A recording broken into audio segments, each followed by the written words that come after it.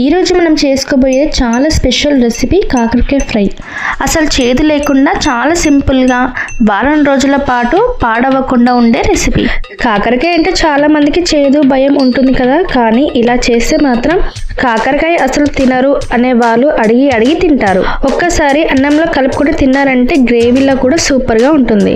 ముందుగా కాకరకాయలను బాగా శుభ్రంగా కడగాలి. ఇప్పుడు ఈ విధంగా చిన్నగా సన్నగా కట్ చేసుకోవాలి.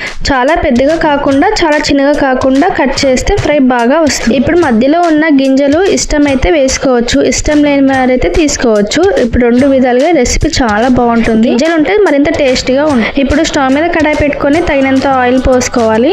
ఆయిల్ కాస్త హీట్ అయిన తర్వాత కట్ చేసిన కాకరకాయ ముక్కలు వేసి మీడియం ఫ్లేమ్ లో డీప్ ఫ్రై చేసుకోవాలి. మీడియం ఫ్లేమ్ లో ఫ్రై చేసుకోవాలి. హై ఫ్లేమ్ లో చేస్తే చేదు అలానే ఉంటుంది. బాగా మాడకుండా గోల్డెన్ కలర్ వచ్చే విధంగా ఫ్రై చేసి ఒక ప్లేట్ లోకి వేసుకోండి. ఇలా అన్ని ఫ్రై